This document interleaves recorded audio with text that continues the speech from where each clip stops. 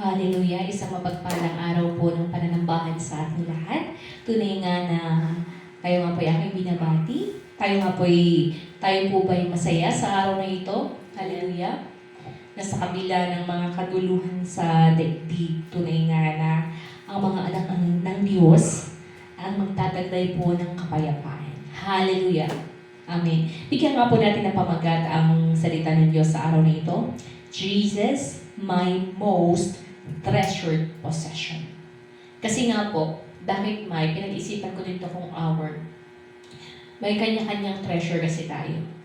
Kaya i-check natin ang ating mga sarili ngayon is really, Jesus ba? Si Jesus ba talaga ang pinaka talagang mahalaga na treasure para sa atin?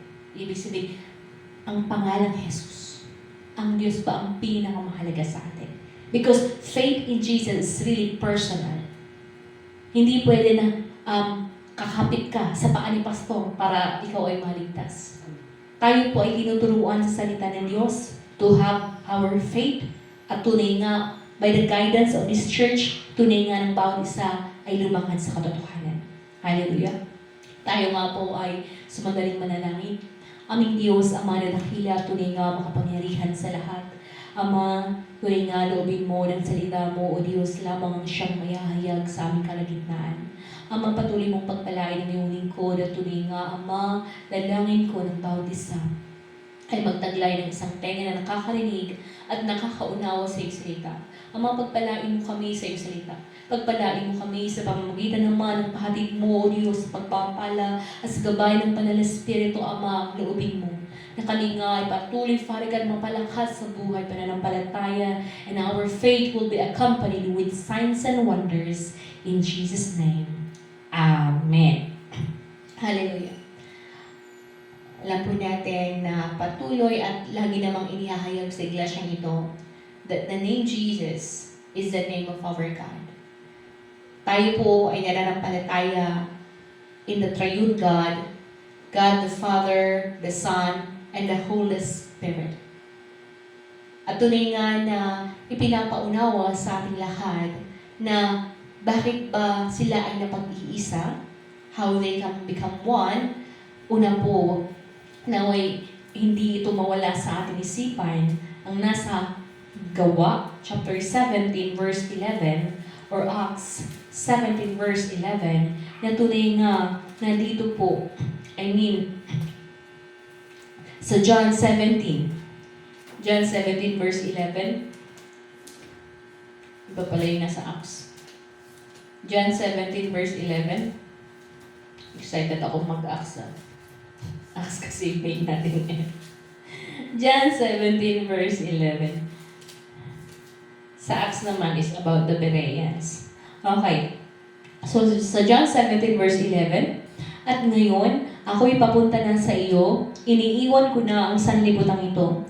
Ngunit sila ay nasa sanlibutan pa. Amang banal, ingatan po sila sa pamamagitan ng kapangyarihan ng iyong pangalan, ang pangalang ibinigay mo sa akin, upang kung paanong ikaw at ako ay iisa, gayon din naman sila'y magiging isa. Hallelujah!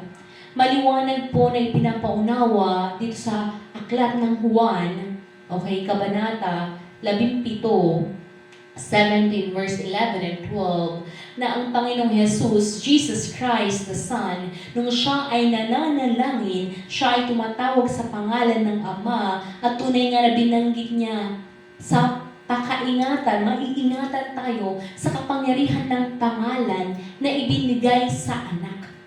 So what is the name na ibinigay sa anak? Di po ba? Kaya the name Jesus is originally the name of the Father na ibinigay sa anak. Kaya nga tinatanong palagi, saan ba nanggaling ang ating mga apelyido? Okay. Ngayon, pwede na kasi na magpa-amend ng mga pangalan. Per letra yun, may bayad. Kung gusto mong magpapalit ng apelyido mo, pwede naman. Pero kailangan padahan eh. Sa korte pa iyan. Kaya if you want to change the name, Okay? Pero hindi naman mawawala yung record ng talagang totoong pangalan mo. Andun pa rin, naka-affidavit yun. Okay? Ngayon, sa John 15:26 naman po, dito, na ipinadala nga po ang banal na spirito upang ipatotoo ang pangalan, ang patungkol sa anak. Ngunit pagdating ng patnubay, nasusuguin ko mula sa Ama, ang espiritu ng katotohanan na nagmumula sa Ama, siya ang magpapatotoo tungkol sa akin. Kaya nga, the role of the Father, siya ang nagplano ng lahat. Ngayon, ang anak, halimbawa sa bahay, sa pagpapatay ng bahay, may engineer, may architect, may planner ng bahay. Pero sino yung gagawa talaga? Di ba nga ang mga karpentero? Okay? Hindi naman talaga yung hiniero siya yung magpapala doon at maggagawa ng mga poste. Di ba andun yung mga laborer, andun yung foreman na magbabantay, okay, mag-check kung tama ba. Of course, sine-check pa rin na nagplano, nasunod ba yung plano. Maraming nasisirang bahay, okay, madaling mag-iba dahil nga tinipid sa materyales, sa on the spot na ginagawa, hindi talagang ginawa yung right measurement, di ba mga kapatid kung alam ang mga construction. Ngayon, so there's a planner, may carpenter, at ang carpenter na yan, tulad po sa Panginoong Yesus dahil siya nga po ang tumupad sa kalooban ng Ama. And of course, di ba nga, kapag ang building ay ginawa, may mag-i-inspection. Okay? I-inspect talaga kung okay ba iyan, nasunod ba lahat. And that's the part of the government. Yun naman po, ang banal na spirito, siya ang garantiya, the guarantor ng lahat ng pangako ng Panginoong Yesus na nakasulat po dito ay totoo. Isa po sa patotoo palagi natin. Kaya nga, everyone na nagtumanggap sa pangalang Jesus, hindi po tayo matatapos sa pagtanggap lang. Okay? There's a step in faith na kailangan nating tundin. Kaya nga sa proseso ng pananampalataya, talagang una, kailangan nating makarinig ng salita ng Diyos. Paano ba tayo nagkakaroon ng relasyon sa Diyos? Kailan ba tayo nagsimulang magkaroon ng relasyon sa Diyos? Di ba nga, ito po yung sinasabi sa aklat ng John chapter 1 verse 12, na kailangan po we have to first receive and believe the name Jesus. At kapag totoong tinanggap natin at sinampalatayahan ng pangalang Yesus, di ba nga doon pa lang po tayo itinuturing na mga anak ng Diyos. Kaya ito po yung sikreto. Pero lantaran na itong inihahayag. Do you want to be a child of God? Totoo ba na gusto mong maging anak ng Diyos? Kasi ang kabilang tanong naman, kung hindi ka anak ng Diyos, kaninong anak ka? Dalawa lang po ang pwede nating maging ama. Naway piliin po natin ang Ama na siyang unang-unang umibig sa atin. Paano ba natin masasabing siya ang unang umibig sa atin? Dahil nga sa kabila ng ating karumihan, sa kabila ng ating mga kapintasan, mga kabaluktutan sa mga panahon na hindi natin siya kilala, tayo pa rin ay tinatanggap niya. Kaya nga at church, okay, ang church po ay tumatanggap ng mga sugatan. Ang church po ay isang ospital. Ospital ng mga makasalanan. Bakit may mga namamatay sa bahay ng mga pasyente? Dahil nga, isa sa kwento po dito, nung nasa ER ako last year maybe, may itinakbo akong isang client namin. Ngayon, kasi iba-iba yung heartbeat niya, tapos nahihimatay na siya. So sabi ko, delikado ito, baka maatake sa puso. Kaya tinakbo namin.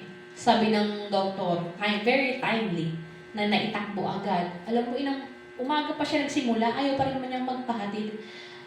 Buti, at 5 p.m. bago ako mag-out, sabi ko talaga, aalis na po ako. Uuwi na ako. Now, if you don't want to na magpadala sa ospital, kayo po bahala. At that time, doon pa lang po nagpadala. Kaya ginabi-gabi na ako noon. Alam mo po bang sabi ng doktor doon sa ER, sa premier, sabi niya, mabuti po at itinakbo agad. Ang problema dito sa Aurora, may sakit na nga, patatagalin sa bahay, uunahin pa ang mga albularyo, idadala kung kailan 50-50 na hindi na namin magawan ng paraan, tas isisisi pa sa ospital, kaya namatay. Yun nga po yung problema. Kapag tayo po ay may karamdaman, tapos pipiliin natin na gawin ang lahat ng kaparaanan na alam natin ay tama. Ang sabi nga nila, wala naman sigurong mawawala kung ipatingin mo kay ganito ganyan. Yun po ang isang prinsipyo ng mga walang pananampalataya. Kasi nga, sa prinsipyo ng Diyos, sa pananampalataya, ang nais niya, siya po ang unahin natin na lapitan sa lahat. Hindi po mali ang magpa-doktor. Kasi nga, ang mga doktor naman, padadaanin ka nila sa maraming test, maraming exam, bago nila matutukoy kung anong problema sa'yo, kung anong sakit mo. And they will treat you based on science lang. Pero itong treatment na ito na ating inihahayag is magsisimula i-root out the spiritual cause bakit ka nagkakaroon ng sakit. Hallelujah. Kaya nga po, kailangan natin magkaroon ng isang totoong pananampalataya na una sa lahat, totoo ba na tinanggap na talaga natin at patuloy na sinasampalatayahan ang pangalang Jesus. The challenge is, kung tayo sasabihin natin na meron tayong pananampalataya, pero walang karanasan sa kapangyarihan ng pangalang Jesus, what kind of faith does we have? Kaya may mga peke, tama po ba? May mga imitation. Di ba yung mga may brand na mahal, ang mahal-mahal, paano bilhin? Yung mga Louis Vuitton, ganun. Mga Chanel. May mga nagpo-produce ng mga first class imitation, mga ganyan. Mga may level-level pa ng imitation niyan. Pero hindi talaga sila yung pinaka-original. At napakamahal ng original. Ito naman po ang challenge natin sa faith. Meron nga ba na mas hihigit pa sa pangalang Jesus? The true, the most powerful name, and the name of our God. Kaya if we have that name, ang pangalang Jesus, ano ang hindi magagawa ng ating pananampalataya? Hallelujah. Ang ating pananampalataya sa pangalang Jesus must be accompanied with signs and wonders. Pag sinabing with signs and wonders, may senyales ang mga totoong tumatanggap. Hindi mo siya pipilitin, pero naturally, maging ikaw mismo, magtataka sa sarili mo, may pagkakaiba. Hindi naman talaga 100% na mag-iiba ka. Pero magsisimula sa pagsunod sa salita niya, doon po unti-unti, alam niyo po, mararanasan ng mga totoong nananampalataya ang ilan-ilan na pagtatapyas sa mga ating mga ugali. Iba yung level noon, iba naman yung ngayon. Hallelujah. Kaya nga, alam niyo po ba na ang Diyos mismo, siyang gagawa ng kaparaanan who will enable us to experience the signs and wonders, katulad po ng mga nararanasan ng mga mananampalataya in the early church in the book of Acts 14 verse 3. Aklat ng Gawa 14 verse 3. Dito po kay Barnabas at Pablo. Okay.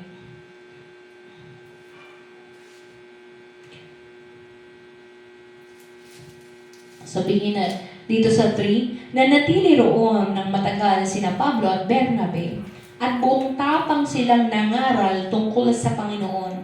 Pinatunayan ng Panginoon na totoo ang pangangaral nila tungkol sa kanyang kagandahang loob sa pamamagitan ng pagbibigay sa kanila ng kapangyarihang gumawa ng mga himala. Hallelujah. So, ibig sabihin, pala, mga kapatid, hindi siya pala. So, ibig sabihin na kung nais nating maranasan the power of the signs and wonders, kailangan po natin magkaroon ng buong katapangan na maihayag ang katotohanan sa salita ng Diyos. Hindi mo pipilitin, hindi talagang gano'n, no? Power. Na-imagine yung mga Dragon Balls. Okay. Hindi po yung mga ganong power na talagang i-imagine mo talaga umaapoy yung mga kamay mo gano'n. Hindi po gano'n. That's mysticism. Okay? Hindi tayo doon sa that kind of faith. But when we proclaim the Word of God, kapag inihahayag natin ng salita ng Diyos, nang walang, alam mo yun, hindi natin pinipili, kundi ang papakinggan natin, tuturuan ko po kayo, paano ba maghahayag ng salita ng Diyos. Hindi ka gagawa ng preaching mo na ikaw lang ang nagdesisyon. Ang preparation po ng preaching, unang-una, you have to prepare yourself in prayer in the Word of God. Kaya nga sa mga trinatrain po natin at hinihahanda para maging tagapaghayag din ng salita ng Diyos, number 1 requirement is the Word of God dapat nabasa mo. Okay. And it will be accompanied with prayer kasi in prayer there is power. Okay.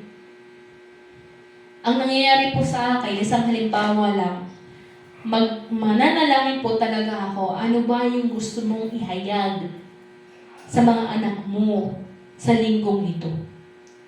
I thank God kasi last Sunday, after preaching, binigay niya agad yung title. My most treasured possession. The most treasured possession.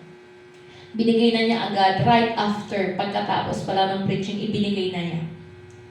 Sabi ko, paano ko ba ipipreach yun? Walang body, title lang ang binigay. Doon naman talaga mananalangin tayo, paano ba ito ihahayag? Na paano nga natin maiintindihan, mauunawaan na ang Panginoong Jesus, ang pangalan niya, ang pinakamahalaga sa isang totoong pananampalataya. Paano natin yun maiunawaan? Hallelujah. Kaya nga, dito po sa buhay ni Pablo at Bernabe, alam niyo pa, they are missionaries. Umiikot sila sa mga lugar at alam natin na hindi madali ang bagay na iyon. Pero kahit sa ang lugar, so they are in Iconium, sila ay buong tapang na naghayag at ang Diyos, sinamahan sila, enabling them to perform signs and wonders. Na kapag ang Diyos ay nalugod sa atin, siya mismo, ipaparanas niya sa bawat isang nahahayagan ang kapangyarihan ng kanyang salita. There is power in the Word. Naniniwala po ba tayo doon? Maraming salamat pagkat totoo po. Ang saya-saya na every after preaching, every after worship, may magsasabi ng patotoo, Pastor! Birthday ko! Pastor, na-receive ko ang Holy Spirit. Isipin mo yun. Kasi hindi natin ipinipilit. Pero, ang Diyos po ay hindi naman tatahimik yan na walang gagawin. Makikita natin na habang tayo po ay nakikinig ng salita ng Diyos, siya po ay kumikilos, mapapansin natin may pagbabago sa ating isipan, may pagbabago sa ating puso, at tunay nga na unti-unti niya tayong binabago. Halang-alang na tayo po ay maging kanyang mga anak na tunay nga na makakapasok sa kanyang kaharian. Hallelujah. Paano nga ba ang Panginoon Jesus? In Acts chapter 10, verse 38, alam niyo po ba how God anointed Jesus of Nazareth? Okay? Acts chapter 10, verse 38, sabi dito sa Tagalog, alam ninyo ang tungkol kay Jesus na taga Nazareth at kung paanong pinili siya ng Diyos at pinuspos ng Espiritu Santo at ng kapangyarihan Alam din ninyo na pumunta siya sa iba't ibang dako upang gumawa ng kabutihan sa mga tao at pagalingin ang lahat ng pinapahirapan ng dyablo. Nagawa niya ang mga ito sapagkat kasama niya ang Diyos.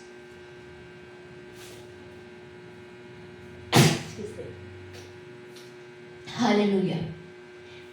Anointing, ibig sabihin, we have the fullness of the Holy Spirit. Hindi basta-basta anointing na anointed ka agad, wala ka man lang ginawa. There is a proseso. At kung titignan natin ang tamang proseso, wala pong iba, alam ko narinig nyo na ito in the past preaching, maging katulad tayo ng ating Panginoon Yesus na nagpakumbaba at sumunod. Napakahalaga yun. To be humble and obedient to God. At kung sino ang ating tutularan, the perfect example of obedience and humbleness, wala pong iba kundi ang ating Panginoong Yesus. Hallelujah. Dadako po tayo sa exposition agad-agad ano. Kasi nga, doon po tayo magfo-focus.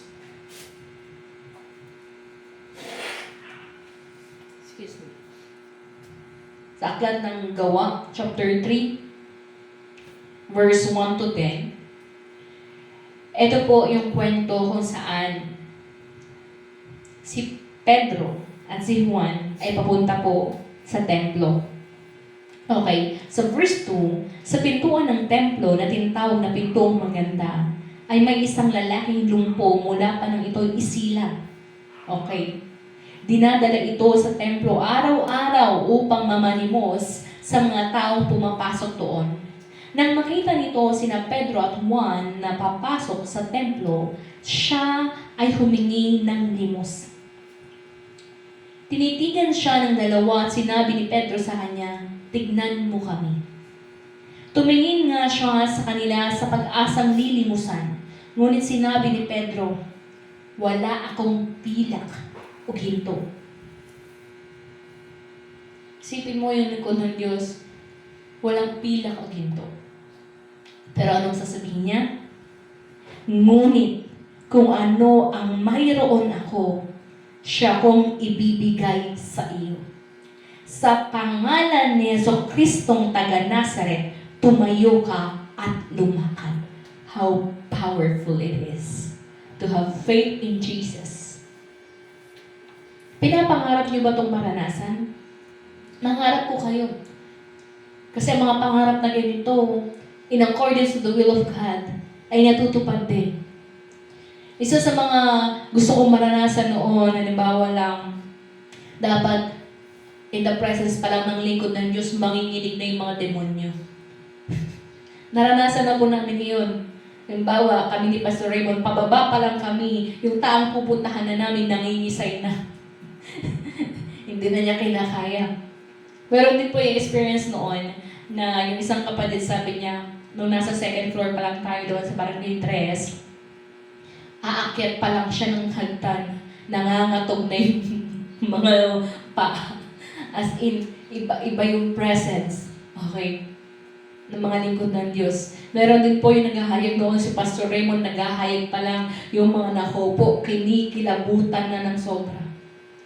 Hindi pa nga nagka-cast out, pero talagang ang mga demons, hindi sila mapalagay. Kasi alam nila, mare-reveal sila. Hallelujah. Isa din po sa gusto kong maranasan noon, yung katulad po ng naranasan ni Pedro, na habang siya ay naghahayag, makakatanggap ang kanyang mga hinahayagan ng sarili ng banal na spirito, and I know I have experienced it. Ayaw po ba nating maranasan? Na tunay nga na maranasan natin that by just calling the name of Jesus, ang mga lumpo, ang mga may sakit ay mapagaling. Pero ang tanong, we cannot give what we do not have. Hindi po natin maibibigay ang wala tayo. Kaya nga, test your faith.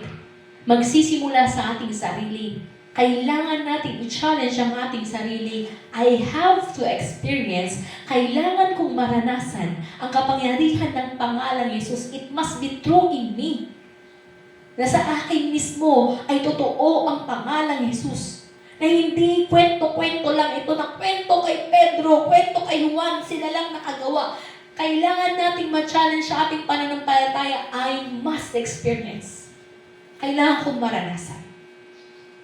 Kung paano tinanggap ng mga nag-antay ng ilang araw ang banal na spirito, ganoon din ang pag-aasam dapat ng mga hindi pa nakakaranas ng banal na spirito, na habang hindi mo pa tinatanggap, habang hindi mo pa natatanggap, kapatid, ihanda mo ang iyong tapayan, ihanda mo ang iyong sarili upang maranasan ang banal na spirito. And the challenge sa lahat po na nakatanggap na ng banal na spirito, how can we keep up? Paano natin mapapanatili ang kapuspusan ng banal na spirito? Yung araw na natanggap mo, ganun pa din ba ang level ng relasyon mo sa banal na spirito?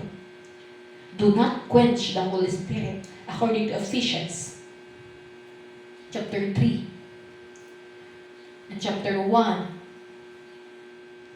Tunay nga na ang banal na spirito, the Holy Spirit is very sensitive. Katulad nga po ng preaching kagabi ni Pastor Raymond, every disobedience, may katumbas po iyan. Malaya po tayong bumili. We are free to choose, pambiliin kung ano yung mga desisyon natin sa buhay. Wala pong pagpipigil yan. Pero, lagi po tayong pinapaalalahanan ng Diyos sa aklat po ng Deuteronomy, chapter 30, verse 19, na lagi po tayong may dalawang pinagpipilian. Excuse me.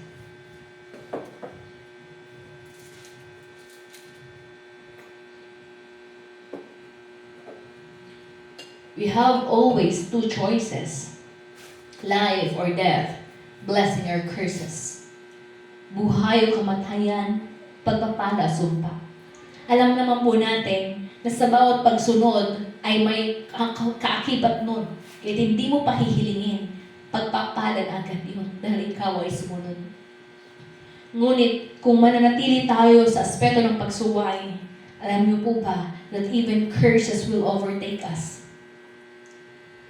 Lagi po namin pinapaalala, read Deuteronomy 28, 1 to 14, yun po ay pangako sa mga masunurin. Ngunit ang mga sumpa, from 15 to 68, isipin mo, napakadami. Talagang isa doon. Na puro sumpa sa mga masuwain. Hallelujah. Kailangan po nating maunawaan that blessing is not just the physical. Pero katulad nga po ng pananampalatayang taglay ni Pedro, silver and gold I do not have, but what I give you. Okay, what I have, I give you. In the name of Jesus, get up and walk. Sa English po yun. Napakagandang marinig yung deklarasyon ni Pedro.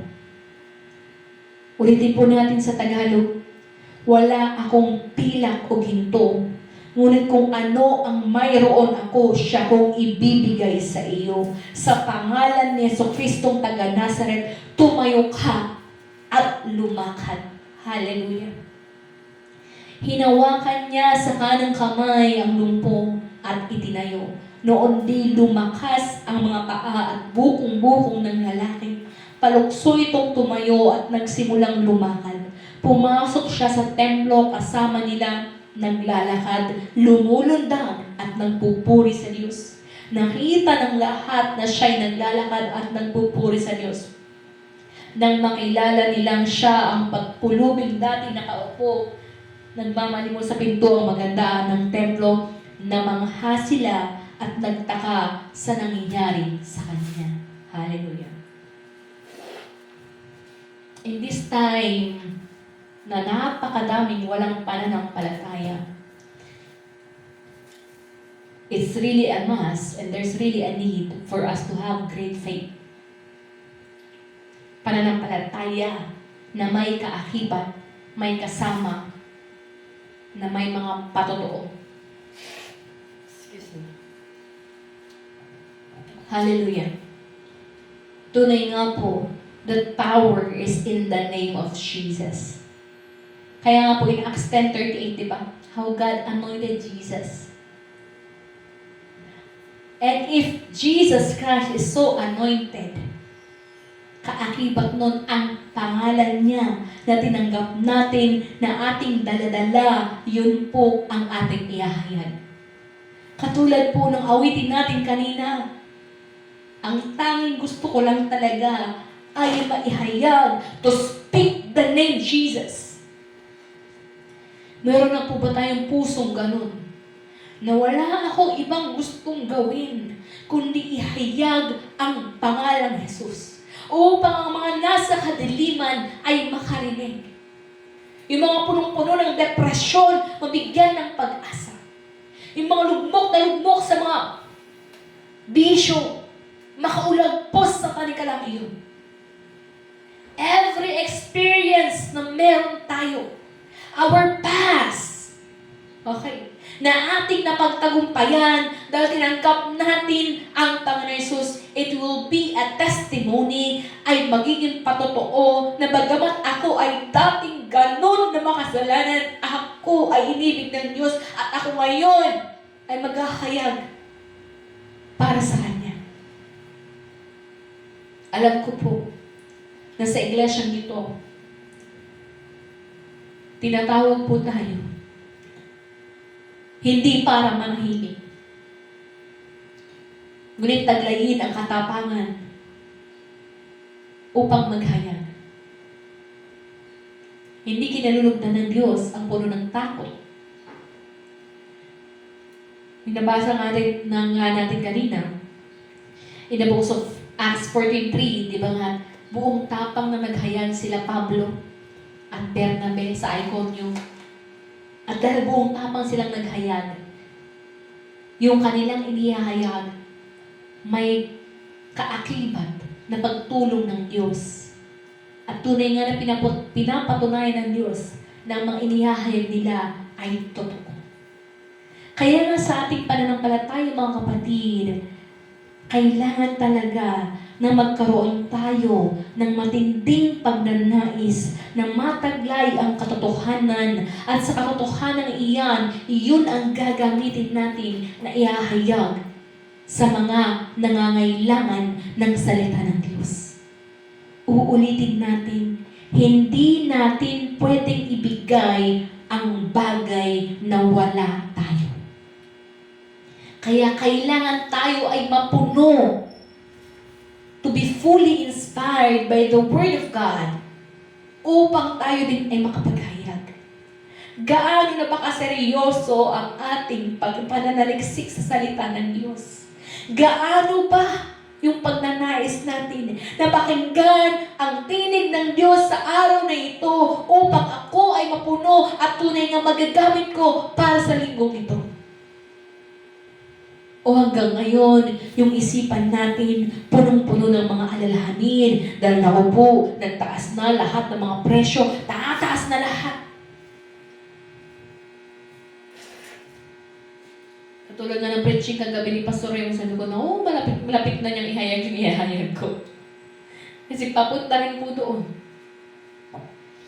Sa panahon ngayon, napahirap na mundo, and really, the issue of inflation, isipin mo yun, kung kailan magta-travel din ako papuntang Pangasinan, nagtaas lahat ng mga pamasahe.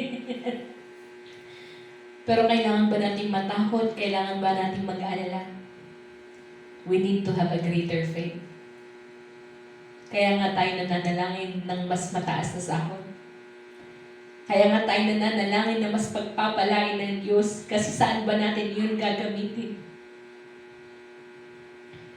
Ang pagpapala po, ang nais ng Diyos, sabi nga sa Matthew chapter 6 verse 33, seek first His kingdom.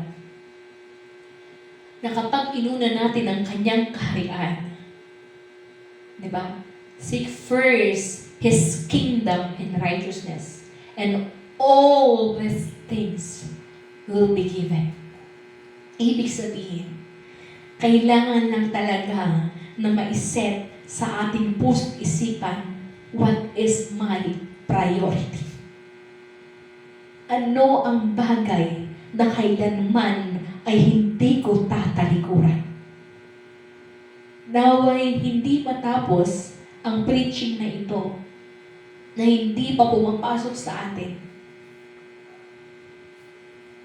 na ang Panginoon Yesus, ang kanyang salita, ang kanyang pangalan, ang pinaka mahalaga sa lahat. And it should be personal. Kasi kailangan nating ma-maintain ang ating personal relationship with God. As one church, yes, kailangan tayong magkaisa that our most treasured possession is Jesus. Na sa iglesia nito, hindi tayo makakapagtagumpay kung wala ang pangunguna ng Diyos, ang pangunguna sa atin ng katotohanan sa kanyang salita ng banal na Espiritu. To preach the Word of God, we need the truth, the Bible, and of course, we have to rely on prayer. Prayer and the Word goes together. Hallelujah. Kaya nga po, sabi niya sa 3 John, ganito kasi yun, ang pagpapala, kailangan talaga sa proseso, mauna pong mapagpala ang ating kaluluwa. Pangatlong Juan 2 and 3.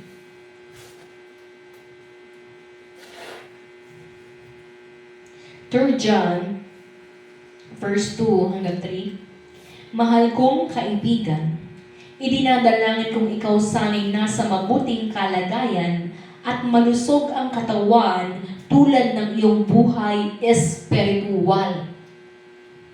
Tuwang-tuwa ako nang dumating ang ilang kapatid at ibinalitang ikaw ay tapat sa katotohanan at talagang namumuhay ayon dito. Hallelujah! Ang pagpapala po nagsisimula sa ating kaluluwa. Kaya we have to be blessed in our soul, in our spirit. Kailangan nating makuha ang pagpapala at paano yun makukuha? By having the name Jesus. Wala na pong iba.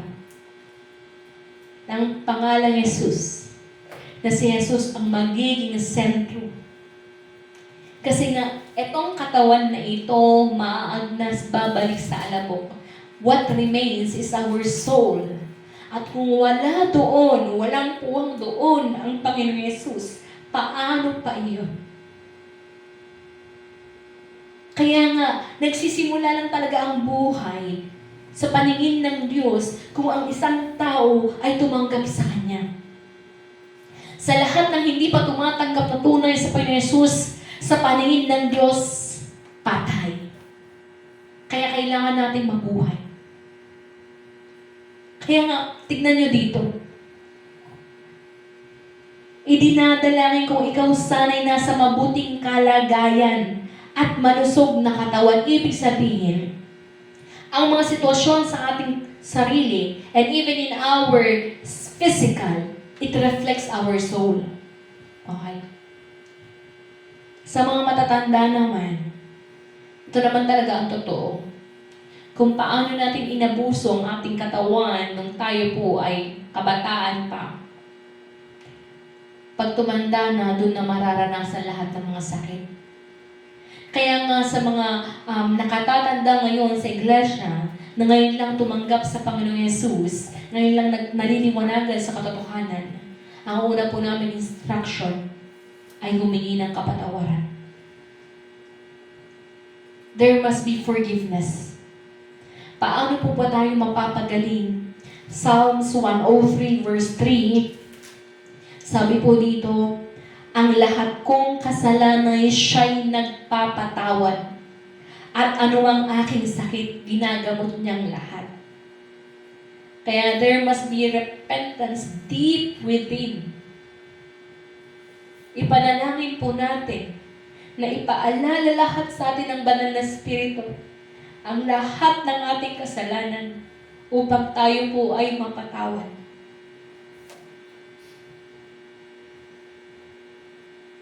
Kaya nga yung testimony ni patotoo ni Pastor Raymond kagabi, yung katrabaho niya, Christian din naman, pero anong inuna? Nag-picnic. And there is a same scenario also, yung kunikwento ko nga sa inyo sa Ilagan, na yung pamilya, although nahayagan na ng katotohanan, piniling bumiyahe at umattend ng kasal sa araw ng linggo. Anong nangyari? Na-aksidente silang lahat. Isipin mo yung simpleng pagsuway. Sa lahat kasi ng tumanggap na ng katotohanan, iba ang balik ng pagsuway. At hindi natin pwedeng sisihin ng Diyos kapag tayo na ay nakakaranas sa mga parusang iyon. Wala tayong ibang gagawin kundi humingi ng tawad. Kaya kung yung kalagayan natin ay punong-puno ng problema, we have to reflect first. I-check natin, ano ba yung hindi ko pa natutupad? Ano ba yung hindi ko pa nagagawa? Laging i-check natin ang ating sarili. Kasi nga, ang Diyos handa namang pong tanggapin tayo, handa tayong patawarin, pero kailangan na lumapit tayo ng may mapagpakumbabang puso. Ang pagpapala po nagsisimula, balik tayo sa 3 John, una, sa ating espiritual. Of course, kung napatawad ang ating espiritual na kalagayan, lalabas po sa ating pisikal. Mapapagaling din naman. Kaya nga, mapapatawad ka sa awit 103, ikaw din ay mapapagaling. Kaya kung meron pa dito na mga kapatid na may sama ng loob sa isa't isa, alam mo ba, na yan ang humahadlang upang maranasan mo ang lubos na pagpapala na gustong ipagkaloob sa iyo ng Diyos. And there are many testimonies na kahit yung napakasipag na deacon sa Sungrak Church, naging demons kasi nga hindi niya mapatawad yung nanay niya na nagtapon sa kanya sa basurahan. Even though nag-workshop for how many years as deacons in the church, pero meron pa rin siyang itinatago na sama ng loob at hindi niya mapatawad. That unforgiveness na iyan, yun ang nagtapon sa kanya. Yun ang humadlang upang makamtan niya ang kapahingahan na dapat ay nararanasan niya. Kaya lagi ko sinasabi, hindi dahil may gusto tayong mangyari, kundi alang-alang palagi sa iyong sarili. Unang-una talaga sa ating sarili, kailangan nating magpatawad. At lagi natin i-check gabi-gabi, matutulog tayo, pipikit ang ating mga mata, na wala tayong kinigim-kim na sama ng loob. Dahil paano pag pumikit ka at hindi ka na nagising? Di wala na. Huwag natin pong bibigyan ng pagkakataon ang kaaway na maghari sa atin. Sa pagmamatigas, pride, hindi po yan galing sa Diyos. Forgiveness, humbleness, obedience comes from God. Hallelujah. Ngayon, our priority. Ano ba yung priority natin? Ngayon, nagkakanda, sobra talaga nag-aalala ng mga tao. Anong gagawin na nila ngayon? Grabe, kung may perfect score ang mga diesel, sumobra pa nga, 104, ganun na. Dati, nasa magkano lang dati. Medyo nireduce din ako, magpapadiesel kami, magkano times 2. Okay. Pero ganun po, nakasulat na po sa aklat ng Mateo. Hindi natin i-expect na ang mundo ay paganda ng paganda dahil talagang pahirap ng pahirap. Kaya nga kailangan natin bilang mga totoong mananampalataya, tumibay ng tumibay. Kailangan natin ng talino mula sa Diyos for us to survive. Kailangan nating magsumigasig sa pananampalataya, and even in the physical, hindi naman po din kinalulugdan ng Diyos ang maging mga tamad. Kasi ngayon, sa nangyayari ngayon, kung tatamad ka talaga at hindi ka maghahanap, wala, nga talaga. Pero ano bang pinangahawakan natin? Sa aklat po ng Mateo chapter 7, verse 7, di ba sinabi niya, ask, seek, and knock. Sinong humihingi, makakatanggap. Sinong naghahanap, makakahanap. Sinong kumakatok, pagbubuksan. Use our faith. We have to live by faith. Hindi dahil tayo ay magaling, hindi dahil tayo ay may kakayahan. We have to rely and we have to acknowledge the name Jesus who will enable doors to be open for us. Opportunities to be open for us. Use our faith. We have to have that greater faith. Ang kaaway, wala siyang ibang gustong gawin, kundi sirain ang para sa mga anak ng Diyos. Pero hindi po tayo papayag. Kaya nga po tayo mananalangin. Hallelujah! Unahin ang karya ng Diyos. Alam niyo po ba, kung ang Diyos lamang din naman ay magre-reward,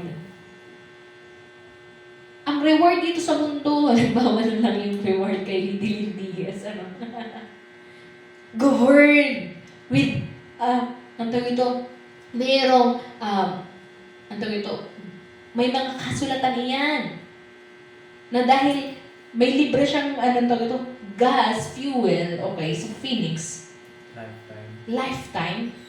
Pero kung tama din naman, may nabasa din ako kasi na-comment, lifetime yan, magkano lang naman ang igagas niya per year?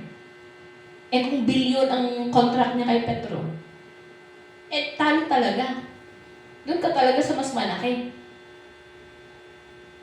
Okay?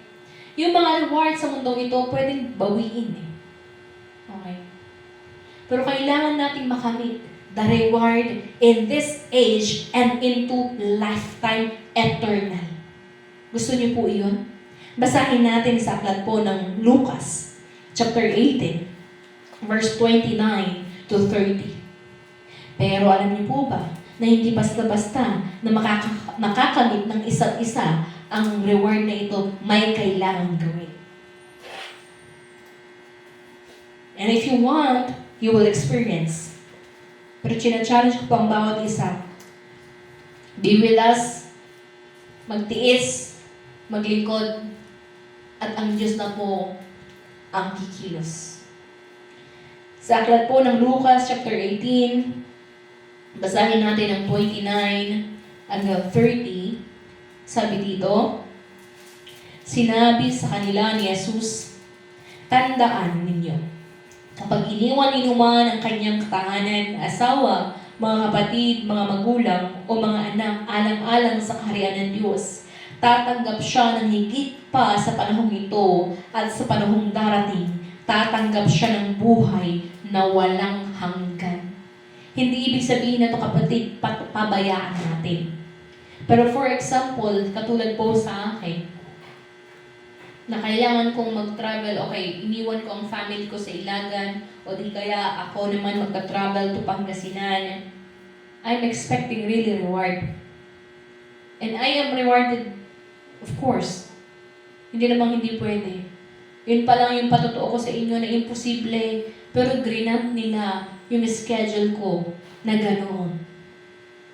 Kaya nangyari ngayon, 8 a.m. to 8 p.m. ako nasa trabaho, Tuesday to Friday, para lamang po magkaroon ng oras, panahon, makapunta po sa ministeryo ng Diyos. And it will start in April. Hallelujah. Ngayon, ang ibig sabihin nito, kung mas i-priority natin ang kaharian ng Diyos, marami kasing pipigil. At isa sa mga hadlang, sa totoo lang, is our most precious family. Okay? Pero kailangan natin ipakita sa Diyos na kaya natin. May priority dapat iyan. Hindi po sinasabi ng Diyos na pabayaan natin sila. Ang ibig sabihin lang neto, kung kaya natin siyang paglingkuran. Okay? Ang reward na ibibigay sa atin at tatanggap siya ng higit pa sa panahong ito at sa panahong darating, tatanggap siya ng buhay na walang hanggan. Hallelujah. Masaya po kapag ang mga pamilya ay kasama po sa pananambahan. Pero paano naman, halimbawa nga, araw ng linggo, binyag ng pamangkin mo, kasal ng pinsan mo, sasabihin nila, libing ng kamag-anak mo. Sabihin nila, wala naman kayong pakialaman sa amin. Pero araw ng linggo, anong uunahin mo? Magkakaroon po tayo ng maraming sitwasyon na mamimili tayo. And I hope sa mga panahon na iyan, ang pipiliin natin is Matthew 6:33. Unahin ang kanyang kaharian. Unahin na parangalan ang kanyang pangalan. Hallelujah. Alam niyo po, isa pa, paano kung medyo ang tawag ito, ganito kasi yun, isa sa number 1 testing in faith. Sa Matthew chapter 4 is yung tiyan, ibig sabihin pagkain. Wherein, eto na, sa mundo. Pahirap ng pahirap, ibig sabihin, mas magkakaroon ng taghirap. Maging stretch sa money. At ang dahil na yun, yung iba magtatrabaho talaga sa araw ng linggo. Para may ipakain. Pero kailangan nating panindigan ano ang patungkol sa Diyos sa araw na ito. Ibinibigay ng Diyos sa atin 6 na araw upang sa isang araw ay ibibigay natin para sa Kanya. Unfair po ba yun? Alam niyo po, kung makikita niyo lang, hirap na hirap kami din humanap minsan ng trabaho. Dahil kailangan yung trabaho yun. Alam niyo ba, ang number 1 na tinitignan ko palagi, bakit hindi ako nag-hospital? Or dun sana yung career ko. Pero dahil nga tinanggap ko yung paglilingkod, pumili na lang ako ng trabaho na hindi iko-compromise ang araw ng linggo. And I know, ang Diyos po, nakikita niya iyon. Na hindi yung opportunity ang aking i-crave, kundi ang pinaka-priority ko pa rin ay ang paglilingkod, ang papurihan siya. Sabi ko nga, ang una kong testimony noon, yung pag-uwi namin dito, Ama, alam ko, hotel industry ito. Mataas. Di ba, pinakamataas ang mga guests Friday, Saturday, Sunday. Pero hiniling ko talaga Sundays off. Wala tayong usapan. Pag tinanggal mo yan sa akin, alam mo ang mangyayari, resign ako. Wala silang magagawa. Alam niyo po yun. Alam niyo ba, sabi ng HR namin noon, gusto niya ako tanggalin. Kasi nga hindi ako convertible sa linggo. Pero wala siyang ma-hire na iba. Kaya hindi niya ako matanggal. Sabi niya sa akin, parang napaka-powerful man naman mag-pray. Inamin niya po sa akin yun, pero katatawanan na lang. Kasi gusto ko kitang tanggalin eh. Kasi nga hindi ka pwede ng linggo. Pero wala akong ma-hire. Isipin mo yun, na plot of the enemy, against sa lingkod niya, na nagtatapos sa kanya, hindi po pwedeng magtagumpay. Amen po ba? Gusto niyong maranasan yun? And now, nung natanggap ko nga yung utos ng Diyos, na kailangan mga laga sa mas malayong lugar, I have to give up. Pero ang Diyos napaka-faithful. Ang mga imposibleng bagay binibigay niya. Yun po yung patutuon in faith na talaga kung mamumuhay tayo sa salita ng Diyos, hindi niya tayo pababayaan. Isipin mo na lang, sa buhay po ni Elijah, okay, doon sa widow of Zarephath, di ba dati binibigyan siya ng pagkain ng mga raven, tapos nung wala na, sabi niya, bumaba ka, punta ka doon sa Zarephath. Okay, Zarephath, I mean. Basahin nyo na lang po, sa unang hari, 1 Kings 17, 7-16.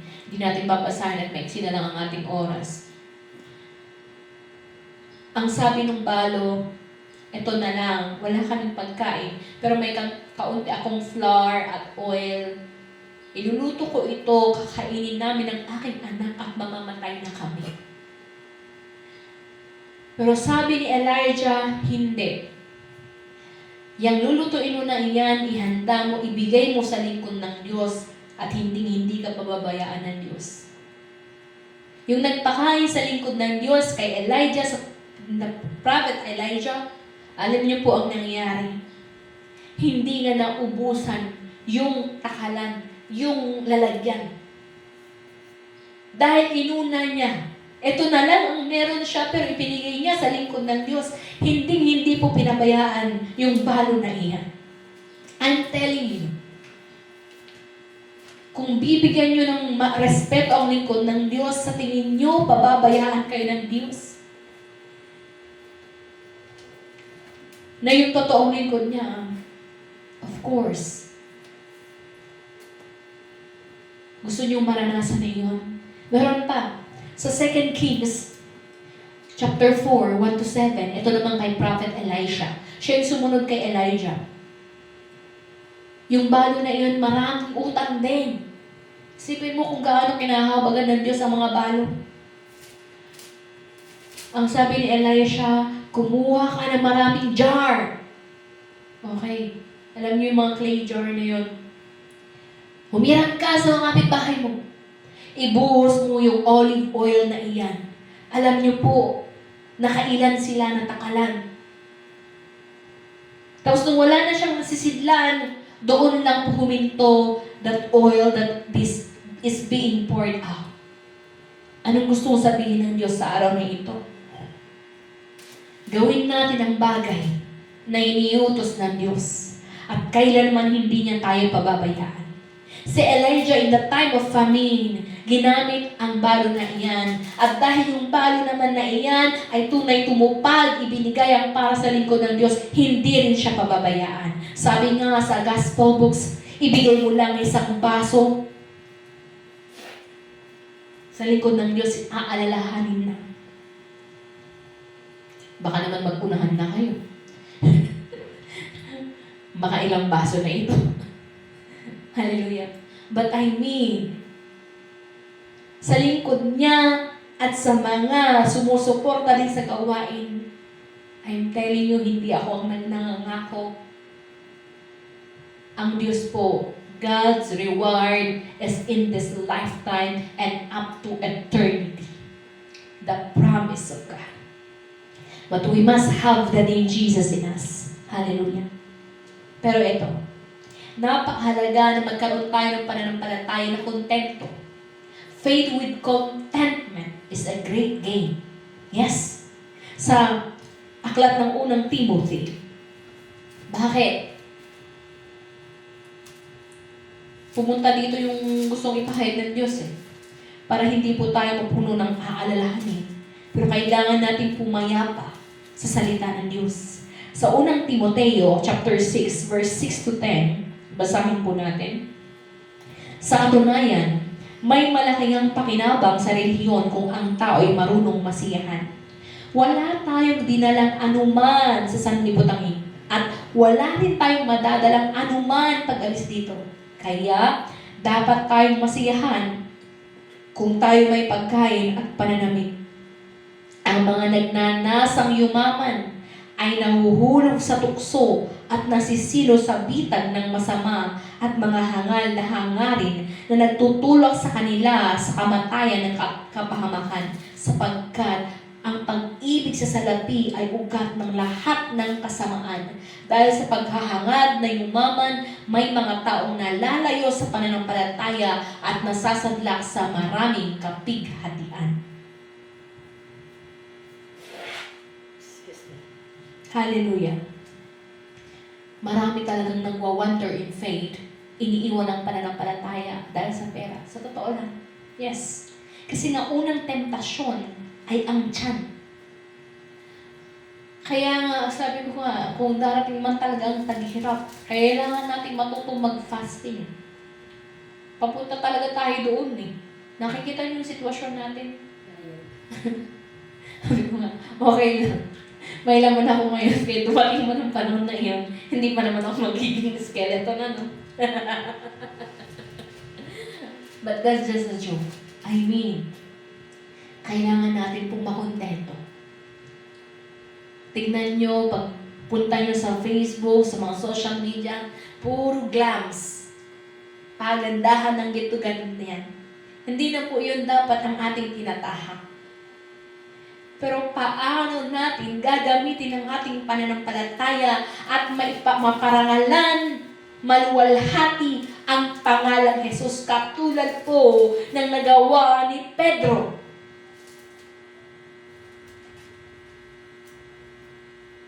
Kung ano ang meron sa atin, kailangan natin ihayag. Kaya nga, challenge ang bawat isa, increase in faith. Increase in faith, mga kapatid. Hallelujah.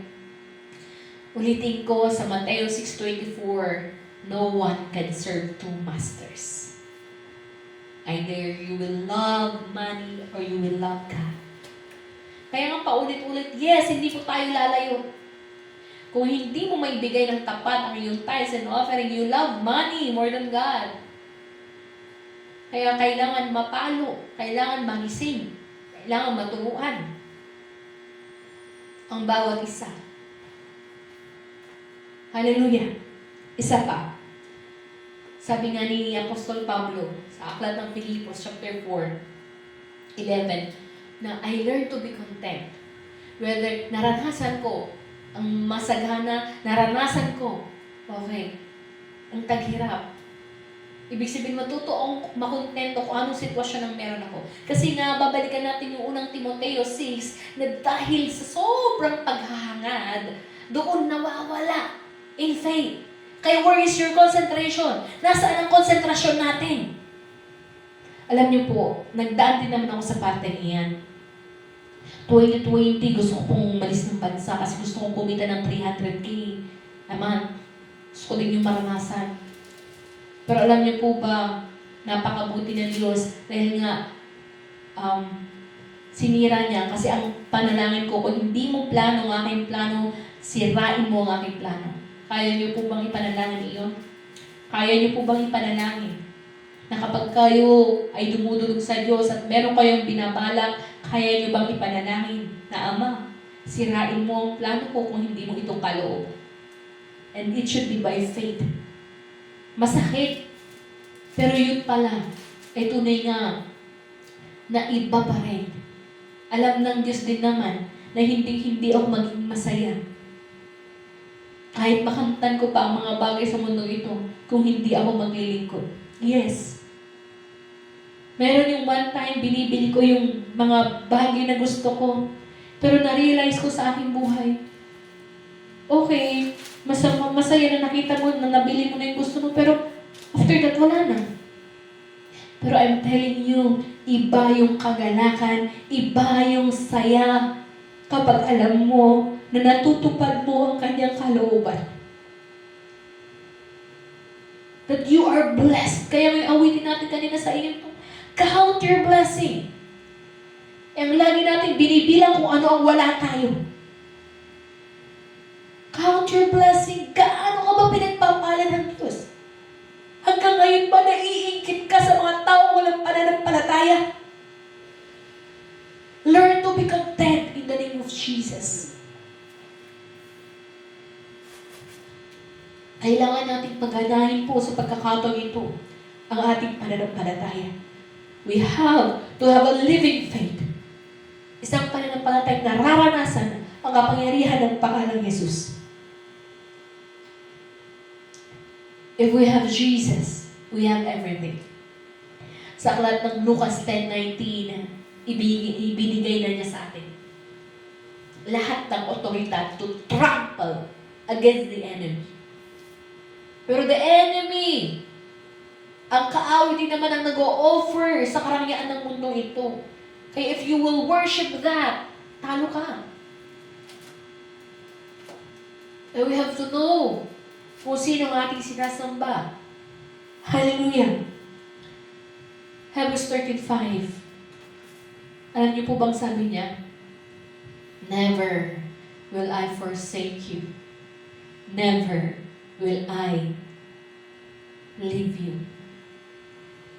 Gusto ko po naiwan ang aklat ng Marcos 16:16-20.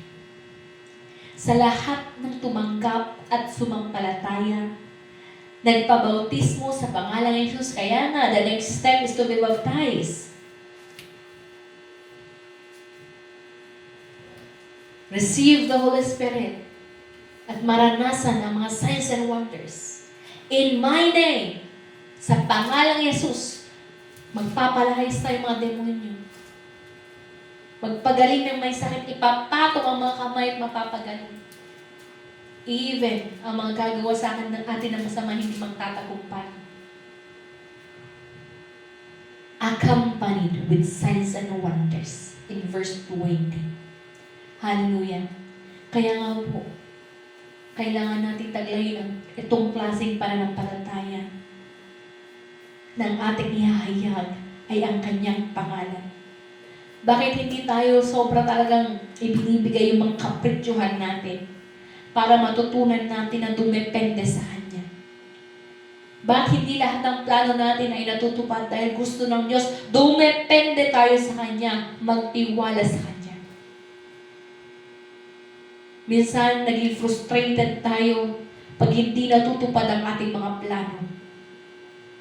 Pero babalik tayo, pumayapa ka kapatid. Manulukhod sa Diyos. God is ready to open the floodgates of heaven. Ang tanong, handa na ba ang iyong tapayan? Katulad ng balo sa 2 Kings,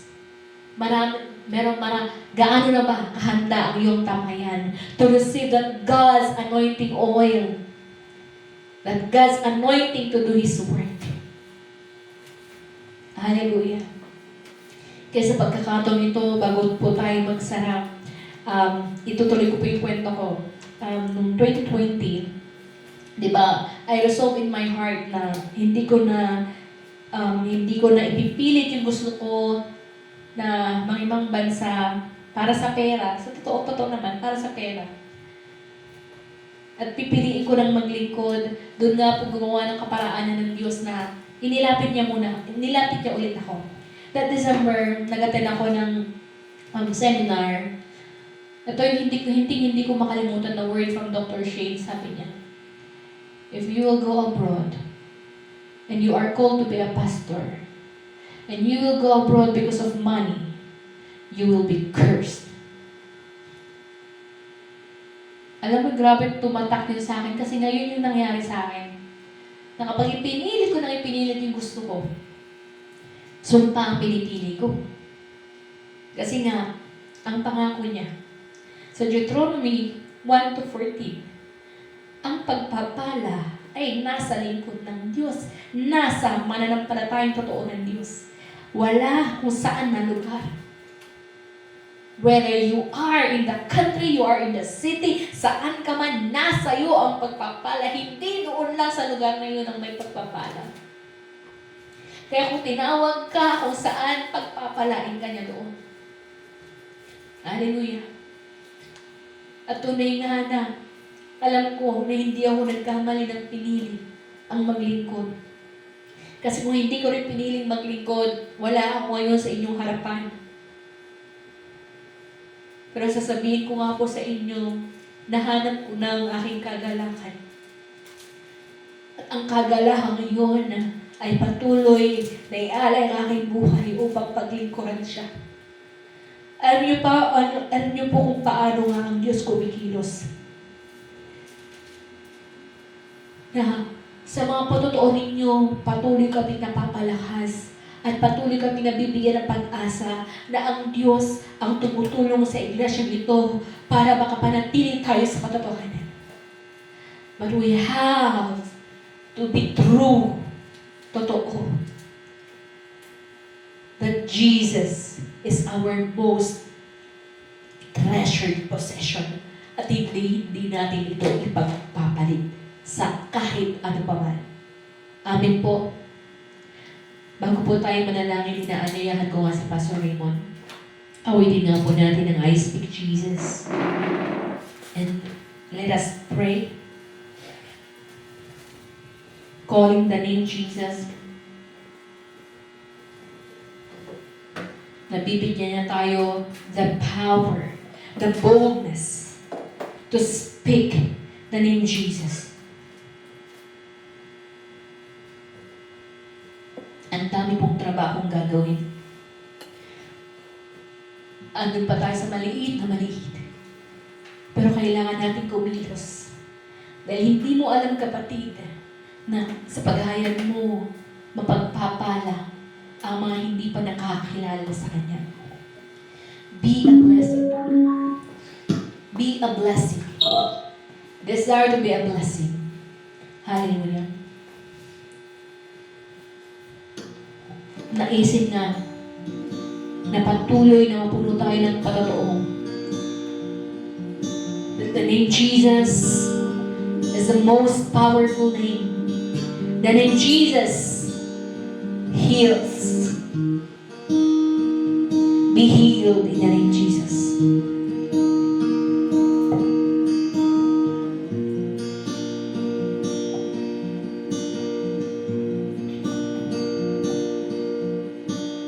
I just want to speak the name of Jesus over every heart and every mind.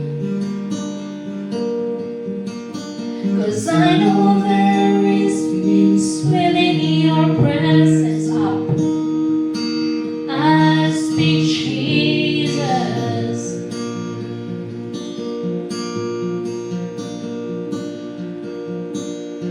I just want to speak the name of Jesus. Taas mo pa po. Every dark addiction starts to break.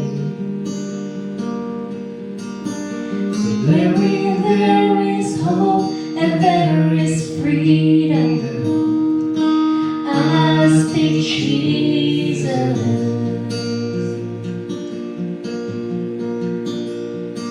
Your name is power. Your name is healing. Your name is life. We declare in this church that the name Jesus, in the name Jesus, we break every stronghold. Para mga talikala, mga kahirapan, talikala ng mga kasalanan. Nararashit kaya wasandariya shindiyari. I just want to speak the name of Jesus over fear and all anxiety. So every soul held captive by depression, I speak Jesus. Jesus.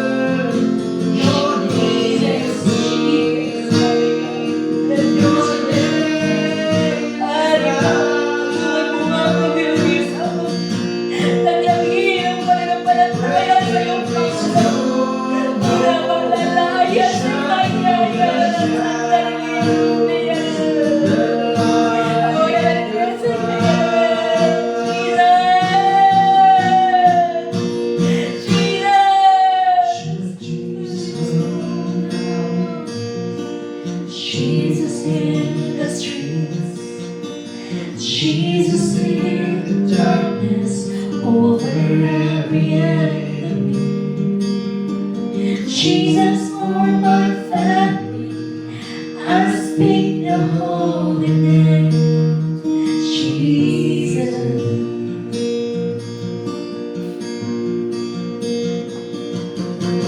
Shout Jesus from the mountains, Jesus in the streets, Jesus in the darkness over every enemy.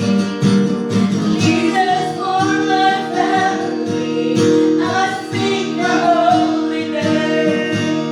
Jesus.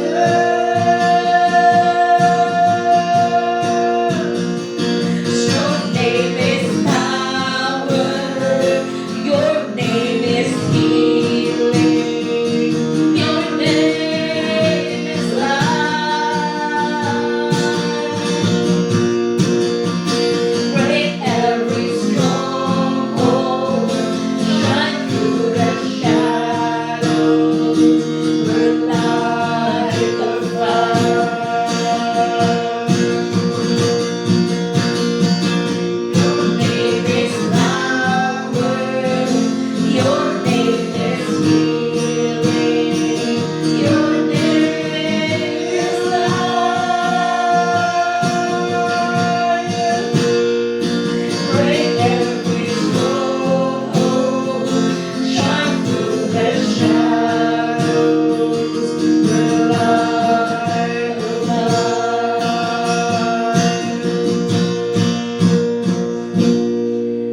Jesus, Jesus, Diyos naman. Kami ay narito, Diyos, ang mga karagad sa iyong harapan. Bilang isang iglesia, humihingi ng kapatawaran sa mga pagkakabag-ama na nagkulang kami ng pananampalataya sa iyong pangalan. Now, Father God, forgive us at tunay nga malubig mo ng aming mga labi ang aming buhay ay tunay nga na maideklara ang iyong pangalan. Taglayin namin ang pananampalatayang katulad ni Pedro. Tunay nga, O Diyos, ang maparigat ang pangalang Jesus ang pinakamahalaga na meron kami sa araw na ito, sa buhay na ito, that your name is our most treasured possession. And we pray, Father God, to declare your name sa aming mga malalapit sa aming pamilya, sa aming katrabaho, sa lahat, O Diyos, mga Father God, gamitin mo ang bawat isa. Anoint us, Father God, Jesus, to heal the sick. Ang mga may sakit ay mapagaling sa kapangyarihan ng iyong pangalan.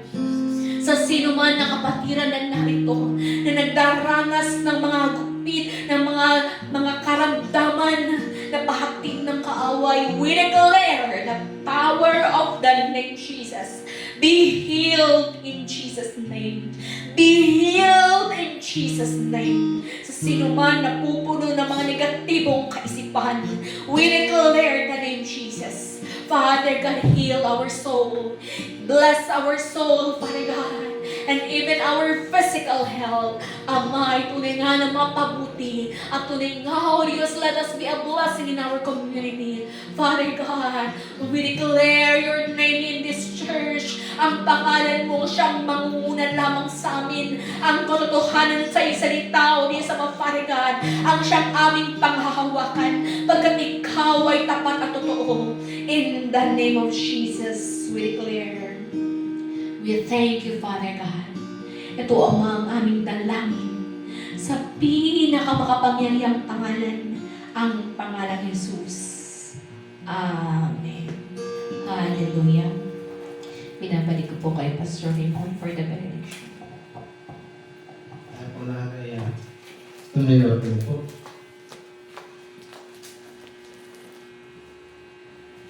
Ang kagandahan loob natin, Panginoon Jesus, sa pinakabutihan na hindi nagmamaling, mayroon po pagkalman, at sa pangunguna ng Banal na Espiritu ay nihahayag ko na maranasan ng bawat isa na umiibig sa pangalan ng Panginoon Jesus at pinikilala na tanging ang Panginoon Jesus ang kanyang pangalan lamang, ang kanilang pinikilala kayamanan sa ibabaw ng mundong ito at kailangan po kailanman. Amen.